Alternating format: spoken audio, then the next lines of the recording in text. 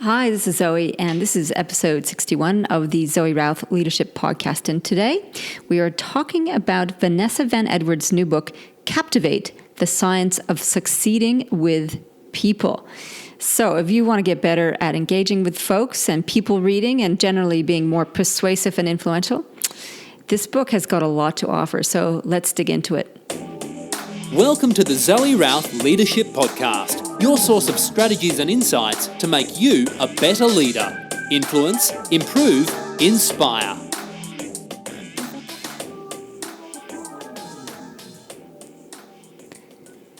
Great to be back with you again. I am off to Tasmania this week. My new group, the Leaders Edge Mastermind, is kicking off, and we are going down to Tassie to explore the Freycinet Peninsula together.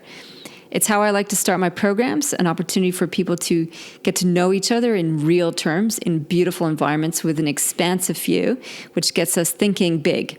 Big views, big insight. And it is just gorgeous down there. And I can't wait to get out there again and be by beautiful granite rocks and the sparkling seaside of what is beautiful Tassie.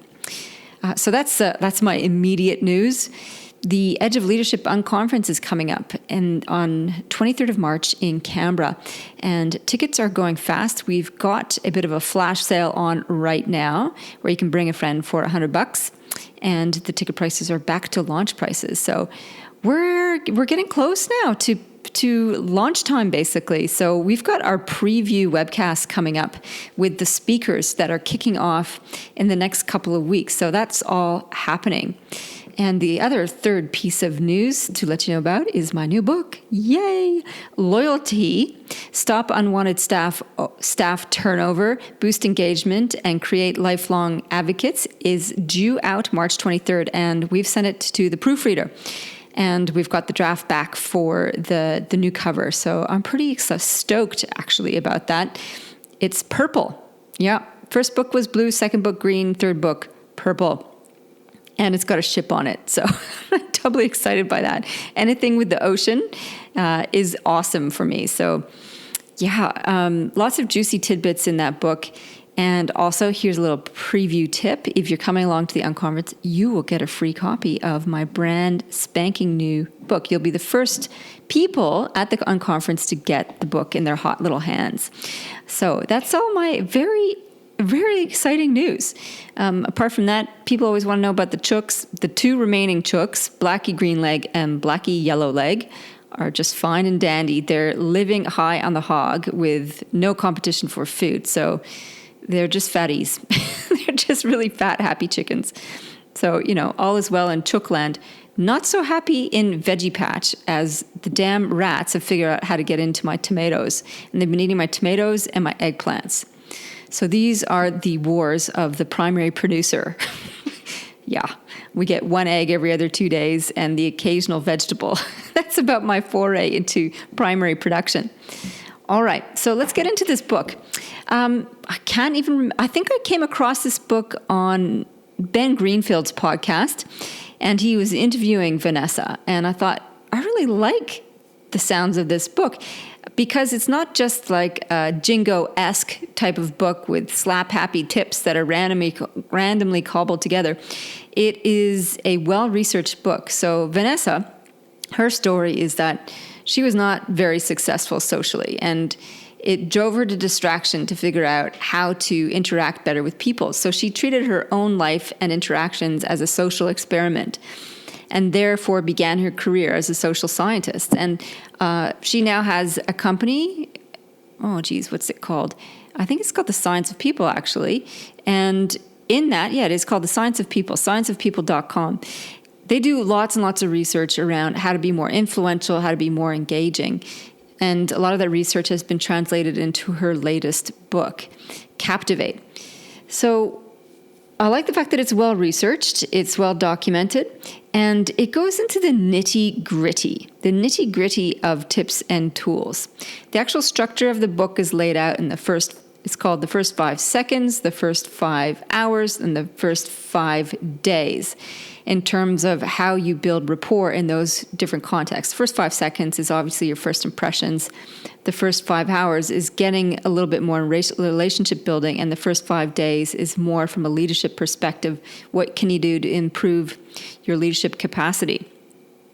So I'll tell you up front, I totally advocate getting this book, and we'll put a link to it in the show notes, which will be at zoerouth.com/podcast/captivate. And basically the key points I want to cover, because I think there's some really awesome stuff that, depending on where you want to get to, you can dig into.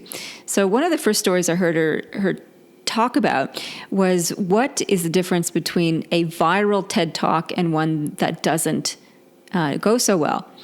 So it's not like a nice container of information they had to look at. Each speaker is given exactly 18 minutes. They stand on the same red dot on a stage, and they're meant to deliver their message. So she had her team research meticulously all of these different very popular TED Talks on similar topics and try to figure out what was the distinction between the very most popular TED Talks and those that were less popular.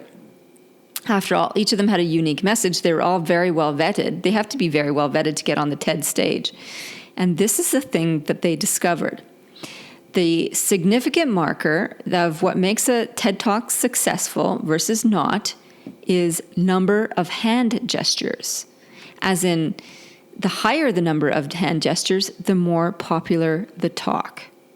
There you go. Who would have thunk it? Hand gestures. And I think that's good news for those of us who talk a lot with our hands. It means that you are likely to be more captivating and more influential as a result. So one of the most popular TED Talks was Simon Sinek's TED Talk. What's it called? I only know it as the Golden Circle. I think it's what great leaders do to inspire others or something like that. It's his most famous TED Talk there. And they counted his hand gestures. It was something like 640 to his nearest competitor, which was like 140. So I can't watch that video now without paying attention to what he's doing with his hands.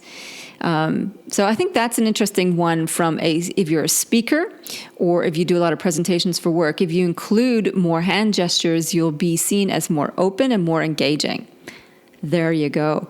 So that was the first thing that got me hooked into the book right away. I'm like, she's got tips like that are that meticulously researched. Can you imagine being the researcher, watching all those TED Talks and counting each hand gesture in an 18-minute talk?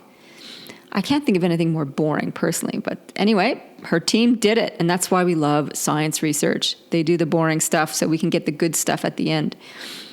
Okay, so that's one of the big tips. The next big tip was her mapping of networking.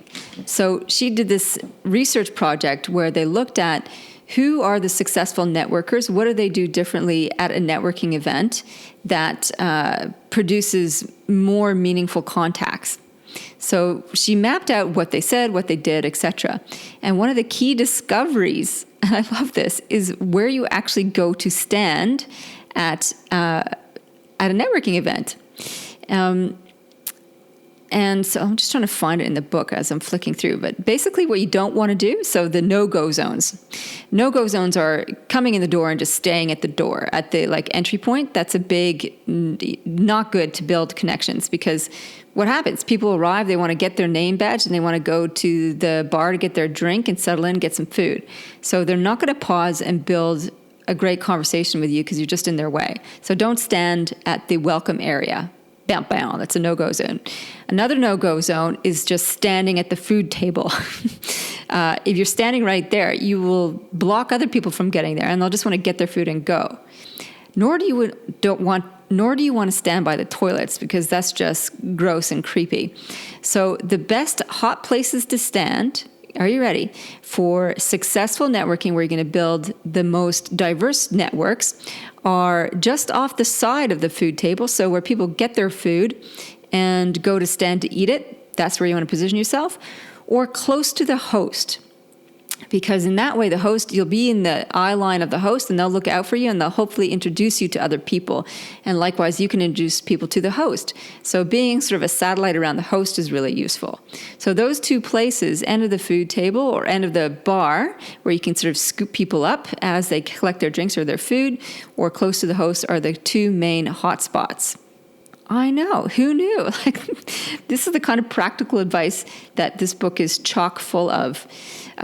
Everything from how to be better at having small talk. So she's got some really good conversation starters, and how to get people talking about themselves. And I love networking tips because so many people hate networking and feel really awkward and don't know how to have a meaningful conversation. So if that's you, this book is genius for you. She's got some great spelt out conversation starters to make you more interesting and interested as a listener. One of the big parts of the book is her analysis of micro expressions. And this is combined with pictures of different facial expressions, and then what to look for, how to understand what that expression is actually saying. Which I think is really, really helpful for people who are not used to looking at people, because this actually gives you a little code into what people are really thinking. And she calls them micro expressions because these are the ones that are instinctive responses to what's going on. They flash up for less than a second before your conscious brain takes over and decides, I'm going to put on a happy face, and you have a fake happiness. So the micro expressions are the instinctive reactions that show you how you're really, really feeling.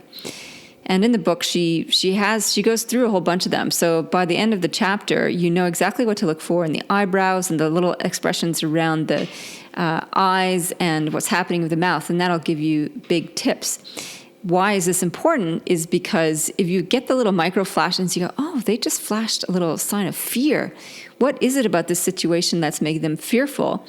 And then you can reach out to them to help reassure them if they need reassurance. Or maybe they flash anger and you didn't know that what you said would be causing anger. So this gives you little insights to help make those bridges. So micro expressions is one of the other key bonus elements of this book. What else? Oh, yeah. So cracking someone's personality is one of the chapters in this book. And in it, she basically covers off on what she calls the big 5 personality traits.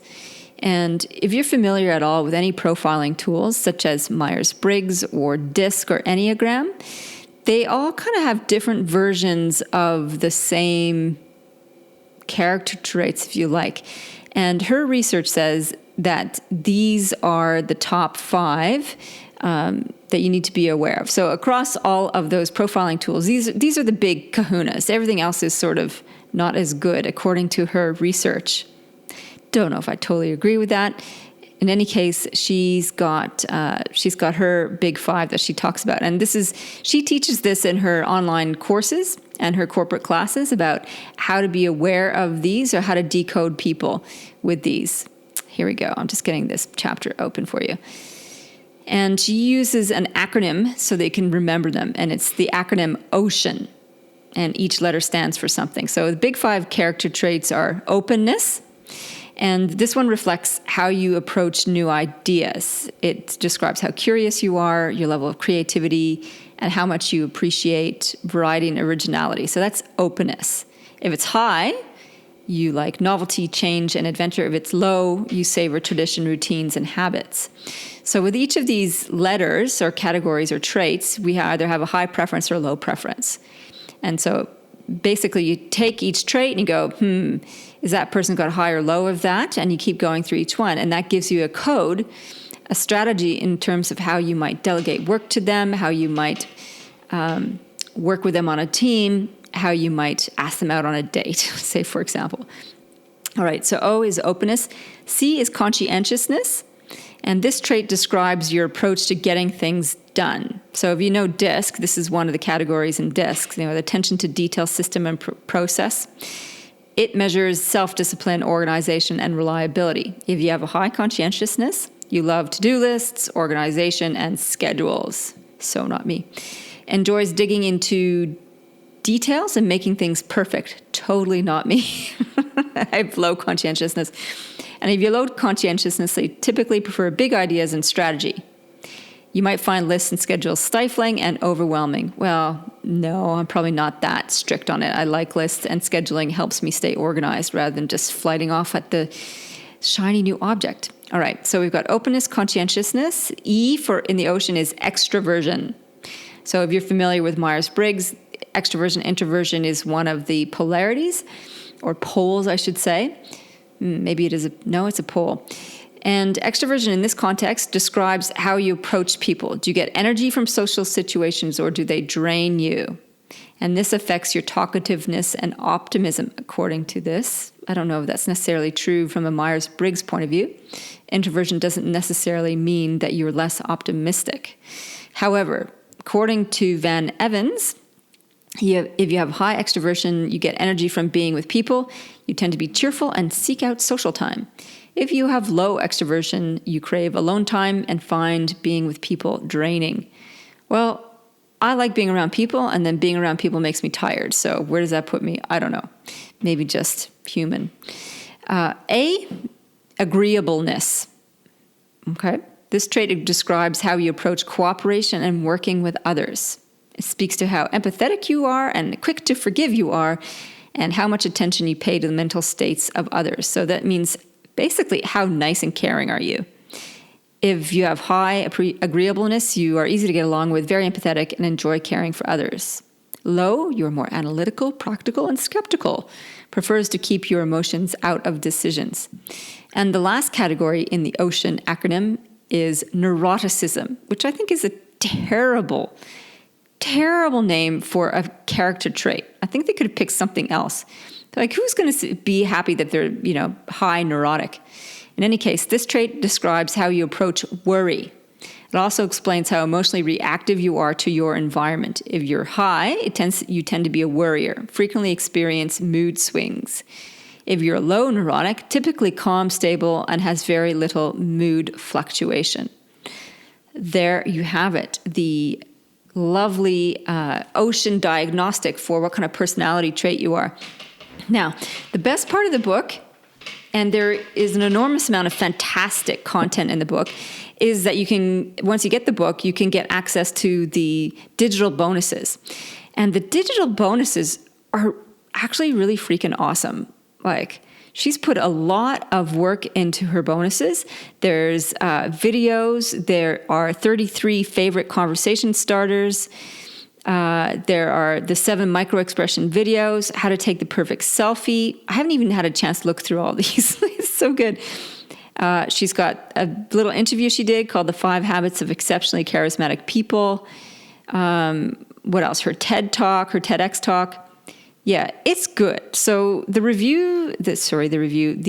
bonuses are awesome and worth just the price of the book itself. And the book itself is chock full of really practical, tangible advice.